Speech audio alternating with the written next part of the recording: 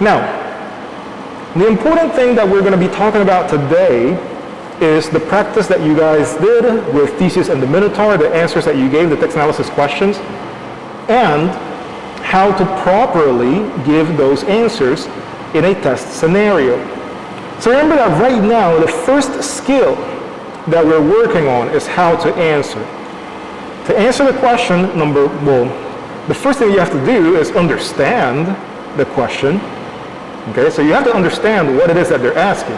Is it a how question, a why question? What kind? Is it an opinion question? That is what you want to first know. Once you know that, then you can focus on the answer that you're going to give. So, number one, you want to answer the question. Number two, you want to give evidence.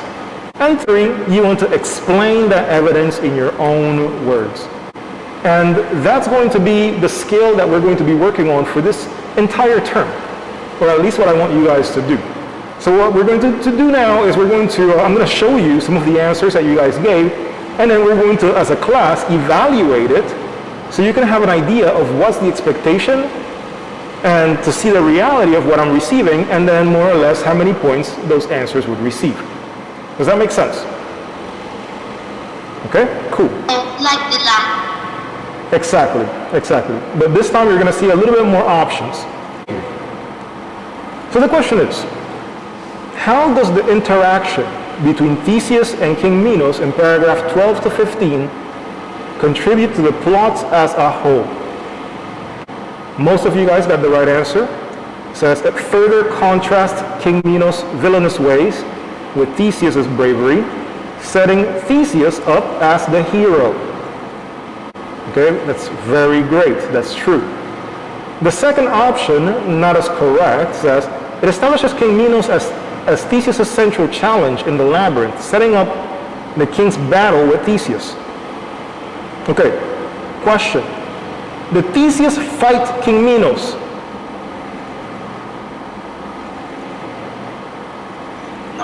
No, not at all. Was King Minos inside the labyrinth? No, the Minotaur was inside the labyrinth. Okay? So, in this case, that is what's important for you guys to notice, to realize why that answer is incorrect. Third option, it helps the reader fully visualize the new setting of Crete through the eyes of Theseus. This one would be incorrect because they never had a conversation about the setting. Okay, they only introduced themselves, and then, Theseus said, hey, I'm going to kill the Minotaur. That's what I'm here for. Okay, they never spoke about the setting, so that one would be incorrect. Next one. Which of the following words most closely resembles the meaning of the word taunt? And based on what we spoke about in class, you guys know that the meaning of the word taunt is like provoking someone. Okay, you're kind of bothering them or saying things to them to get an emotional response from them. Okay? What does the word tyrant most closely mean as it's used in paragraph 7? So here, the tyrant would be a leader who torments people or treats the people unfairly or negatively. Okay? And then in the story, we have King Aegeus versus King Minos. King Aegeus, he treated his people fairly. He loved his people. Okay, then we have King Minos, who probably he also did love his people, but he wanted to torment and bother the people of the other kingdoms. Okay, now we get to the real stuff. This question says, what is the main theme of the myth? How does the conflict between Theseus and the Minotaur represent that myth? So here, the main idea from what we spoke about was the internal battle between the two sides of humans. Okay? The side that represents emotion, the passions, the feelings, and then the side that represents logic, civilization, intelligence. Okay, so now, which one does Theseus represent?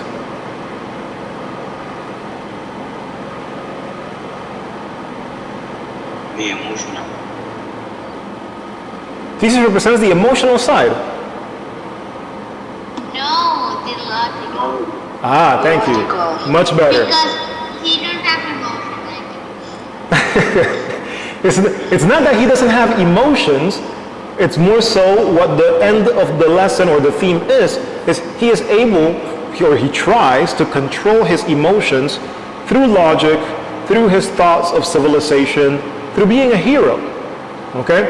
So Theseus represents civilization, he represents intelligence, he represents planning and strategy, thinking ahead.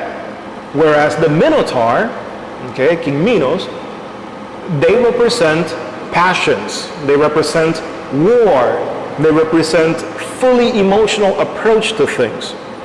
So when this happens and Theseus wins over the Minotaur, then what the Greeks are trying to show us is their belief that civilization and intelligence could conquer the emotions or the passion aspects of humanity. Okay? Not that one is good or one is bad, but they more so believe that one could conquer over the other, or should conquer over the other in a civilized environment. That's why instead of beating someone over the head and telling them, hey, you need to do what I say, instead we have democracy. Everybody votes, and then based on the well-being of everybody, then we can, make a choice that's good for everyone.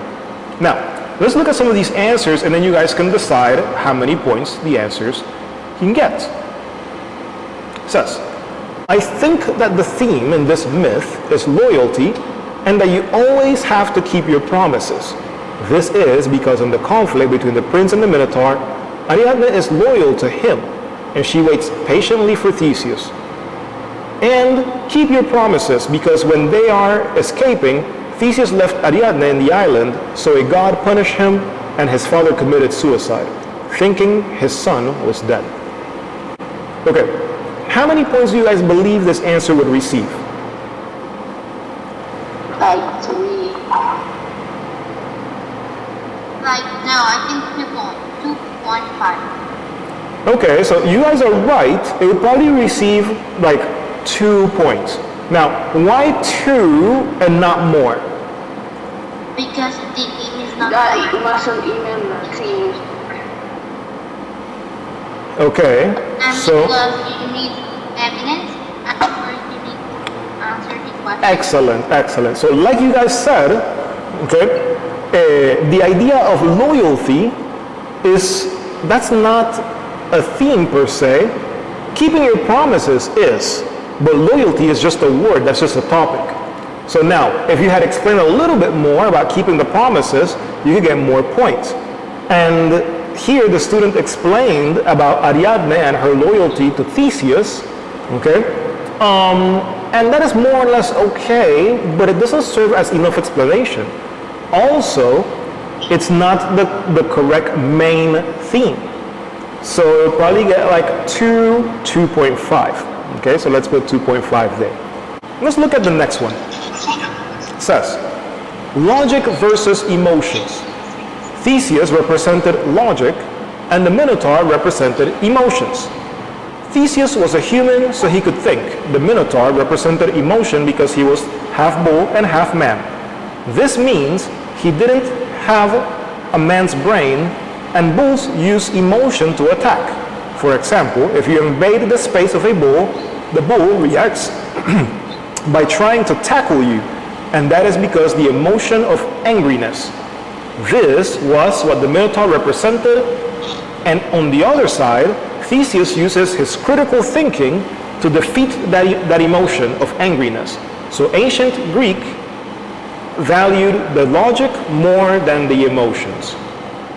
Okay, how many points would you guys give this answer? 5 or 4. I will be 4. Okay, so I am tempted to give them the 5. The only reason I would give them a little bit less, I'm going to make it a 4.5, is the grammatical and spelling mistakes. Okay, so we have the spelling of here, emotions, okay, right here, We have represented with a C, okay? We have these instead of this. So all of these little mistakes count as points. But the answer is very complete, okay? The answer gives a very specific answer, it gives very specific evidence, and then it explains really well the connection between all of those ideas. Teacher, I have that question was the one, what God's value? Yeah, I know that's the one that you were asking about. Okay, so now let's go on to the next one. How does Theseus' victory over the Minotaur represent or reflect what the ancient Greeks valued as a culture? Here, we need to think of Theseus and the Minotaur as symbols, okay? They each represent something else. Not themselves as a person, but something else. So we can say that Theseus represents logic, he represents civilization, he represents,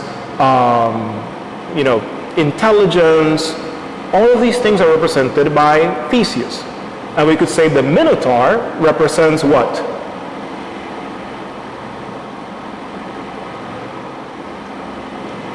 The emotional stuff? Okay, so the opposite, right? So if Theseus represents the logical side, the Minotaur would represent the passions or the emotional side of the human brain or mankind. He would represent not civilization, but savagery, being a savage. Okay? He would represent not intelligence, but acting rashly without making a clear decision. That would be the idea of the Minotaur. So then, in the story showing us that Theseus defeated the Minotaur, then the Greeks are sharing with us that they believe that intelligence can win over rash decisions, or civilization can win over savagery, or the logical brain can win over the emotional brain. Does that make sense? So that would be more or less the type of answer that we're looking for.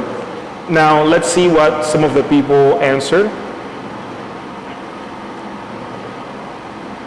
I think valued bravery and logic more than emotions. The acts of Theseus to save their people was a huge act of bravery because Theseus didn't know how strong or how big it was. He decided that no matter what, that Minotaur was going down. And the logic is always better than emotions. Like a lot of people say, think before acting, and the Greeks knew the emotions, not always the best way to solve your problems. How many points do you guys believe this answer would receive? 4. 3. Okay, you guys are on the spot, and I like that you guys are getting used to realizing what is a good answer and what can be made better. This answer would receive a 3.5. It would have been a 4, okay? However, here we have the structure. It can be a little bit better. We have, again, emotions misspelled. Theseus not using capital letter. Okay, right there. The evidence. A little bit of evidence was missing. Okay, and then also the structure, separating ideas with commas or not separating them with any punctuation. So those things take away a little bit from the quality of the answer. Okay? Another thing that could have made it a little bit better was saying, well, if Theseus represents bravery and logic, then what does the Minotaur represent? Okay? So those are some little things that you could add to this answer to make it a little bit better, step your game up, and then get those 5 out of 5 points rather than 3.5. Let's look at this next one. In my opinion, Theseus' victory represents that the ancient Greeks valued to tell myths and legends about unhuman powers and heroes. I think this because in this myth, Theseus finds out his amazing strength, and he converted into a hero when he saved the Athenian people. And it shows that the ancient Greeks also valued courage. This is because Theseus showed courage and when the time came, he went to Crete and confronted the Minotaur. Obviously, this was not an easy task. He had to be confident and encouraged. Okay, how many points do you guys believe this answer would get? 3.5. 3.5? 5? 4. Okay, so honestly speaking, I would probably give this answer a full credit, okay? Because it follows the structure that we want, with giving the answer, giving evidence. Even though they didn't give a quote, they put the evidence in their own words, but that's okay too, okay? And then explaining how this is not an easy task, what qualities the hero needed in order to be successful. These are the things that we're looking for. So here, I would give them the full credit. Okay? Even though it's not the ideal answer we're looking for, but it is an answer that is given with the proper strategies that we're working on. Let's look at the next one. What is dramatic irony? Explain it in your own words. Provide an example of dramatic irony that you've seen in movies or literature. Okay, let's look at this one.